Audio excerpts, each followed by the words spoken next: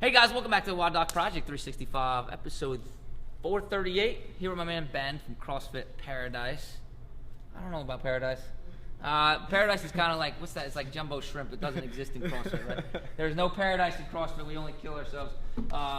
We exercise until puddles of mess. That's not paradise. So we're picking up from the last couple of days. We've been like kind of coursing through this pistol progression, and Ben was nice enough to jump in with us. So just to go through it, when we start it one more time, you guys are probably getting sick of seeing first the mobility screen for a pistol. I'm a huge person saying that you need to be able to earn the position before you can exercise in it, right? So we earn it by first doing our mobility screen. Go ahead and show me a good mobility screen. Our feet together, knees pinched together. We're gonna drop all the way down into the bottom of the squat, okay? Back is as flat as the movement allows, but the big things that we're looking at is, are our knees pinched together? Can we keep them together? Or do they splay out? If they splay out, we don't want that because we're looking at hip stuff. Squeeze them together, turn profile for me. Can we keep our heels flat on the ground? All right, if we can do that, if we can keep our heels flat on the ground, we can keep our knees together, that's a pass test. If not, we're looking at other things there, right? So, going on from right there, yesterday, we went with Carrie Pierce and we looked at hip stuff. The day before that, we looked at ankle stuff. So we're just gonna kind of course through that just real quick. The first thing that we wanna do is we put ourselves up on top of a box. Bring your knee back just a little bit. First thing we're gonna do is check hip, right? So the way we check our hip is by taking our chest, laying it over top of our knee like that. If we do that, we have clear, we definitely could show that we have enough terminal hip flexion to get into the movement. And then from right there, what we're gonna do is we're gonna keep our heel down on the ground. We're gonna try to get our knee crease past our toe. Again, if we show this, we cleared out the supporting leg, and we know that we can have at least enough mobility to get into the position, but that doesn't mean that we can do it just yet, right?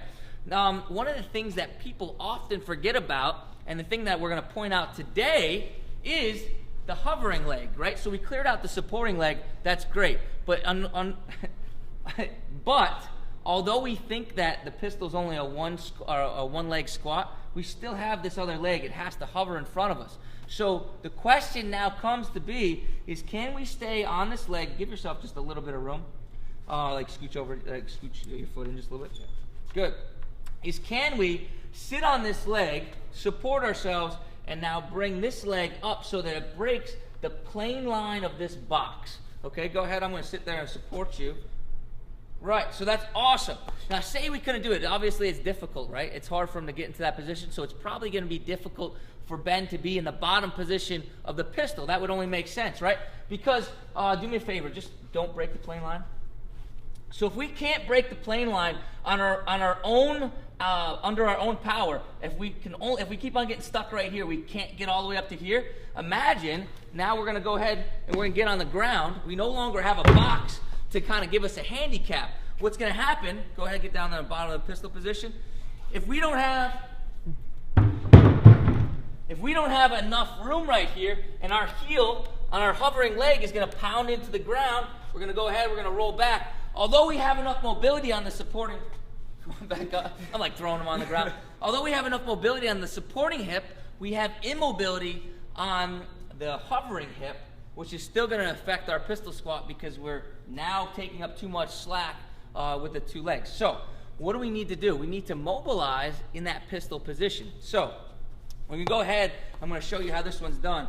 We have two plates here. The plates could be varied based on the depth of the pistol that you're trying to get into.